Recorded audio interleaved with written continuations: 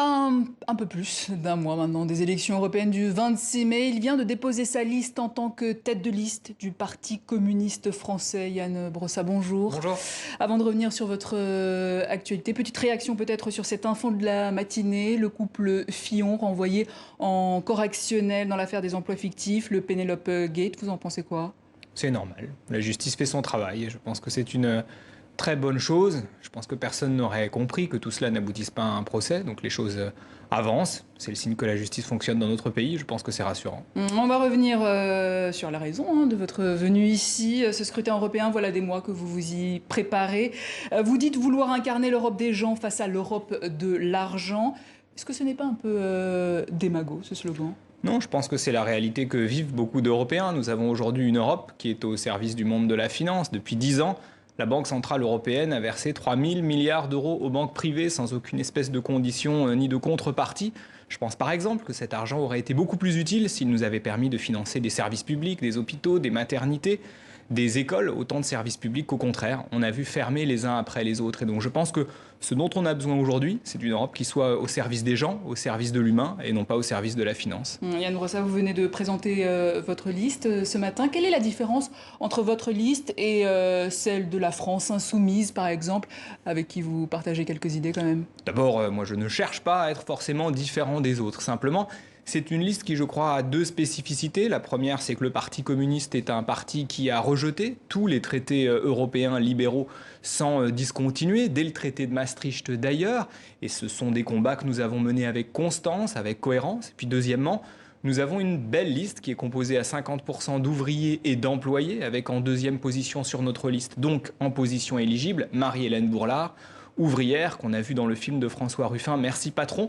Si elle est élue, ce sera la première femme ouvrière à rentrer au Parlement européen depuis 30 ans.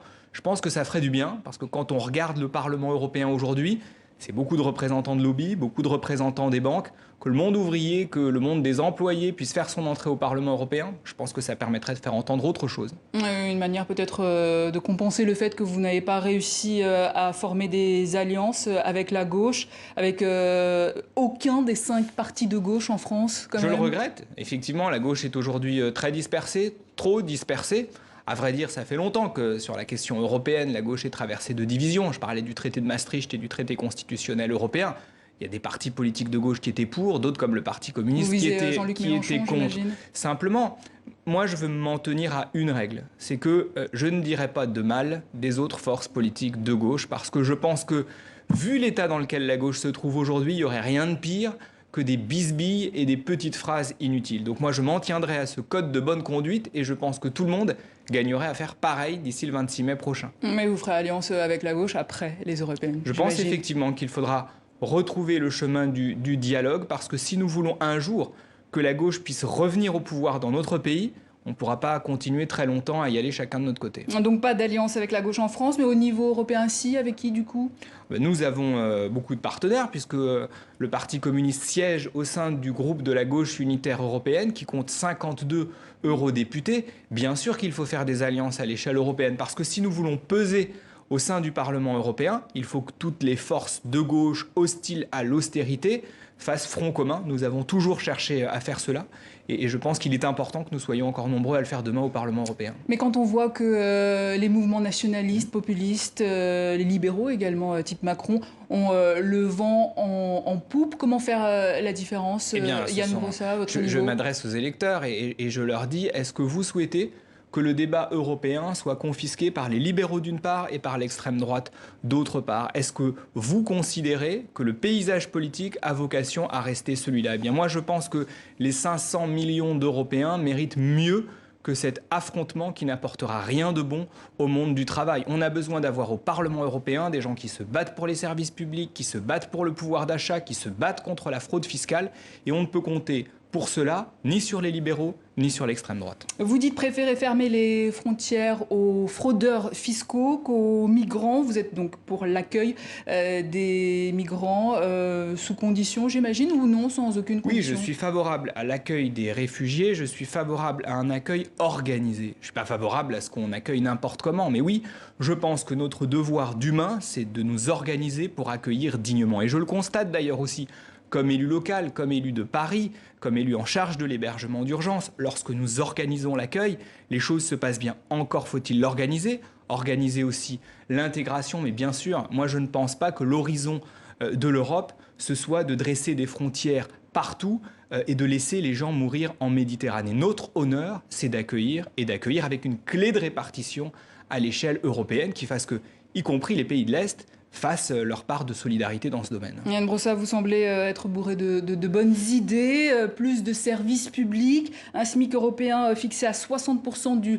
salaire moyen de chaque pays, donc un SMIC français à 1 400 € net, donc une harmonisation fiscale, mais avec quel argent au juste ?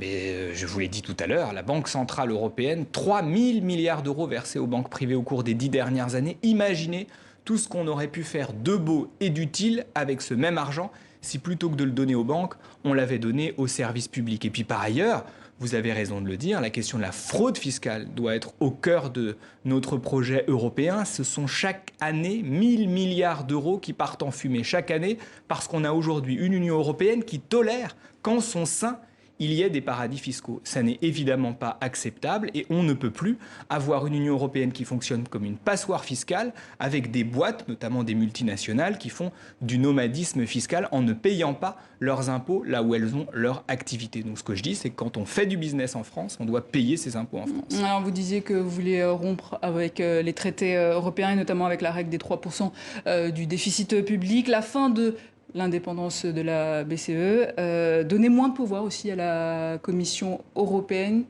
Que faire du coup ? Donner plus de pouvoir au Parlement européen. Je pense effectivement qu'il n'est pas normal qu'aujourd'hui, on ait une Commission européenne qui ait des pouvoirs absolument énormes, alors que dans le même temps, le Parlement européen n'a pas de possibilité d'avoir une initiative législative, par exemple. Je pense que c'est dommage. Cela dit, il ne faut pas non plus négliger les pouvoirs du Parlement européen. Je veux le rappeler à ceux qui nous écoutent, toutes les directives qui sont proposées par la Commission européenne sont ensuite soumises au vote des députés européens. Donc ça vaut le coup de voter aux élections européennes parce que ce qui se joue au Parlement européen a aussi un impact sur notre vie quotidienne à toutes et à tous. Donc il faut voter le 26 mai prochain. Alors dans votre projet, vous prévoyez également une sortie de l'OTAN. Du coup, quelle est la place que vous voulez donner à l'Europe dans le concert des nations ? Moi, je suis favorable à une France qui fasse entendre une voix indépendante. Et la France, elle est grande, elle est belle quand elle fait entendre cette voix indépendante. Par ailleurs, l'OTAN est une relique qui date de la guerre froide. Aujourd'hui, quel est le sens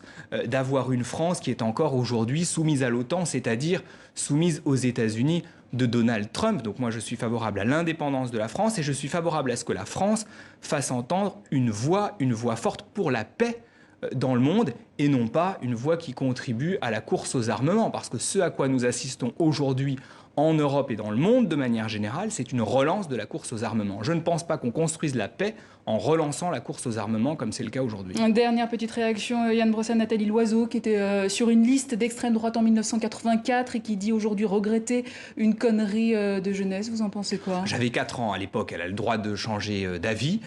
Cela dit, quand pas vous peut-être. Moi, j'ai tous les droits, mais enfin, en l'occurrence, je n'ai pas changé d'avis. Simplement, on ne peut pas à la fois avoir un parti politique comme La République En Marche qui se présente comme principal rempart face à l'extrême droite et qui, dans le même temps, se retrouve avec un CV comme celui-là. Je pense que ça fait un peu drôle. Yann Brossa, merci. Je rappelle que vous êtes tête de liste du Parti communiste français. Fin de ce journal. À très bientôt sur TV5 Monde.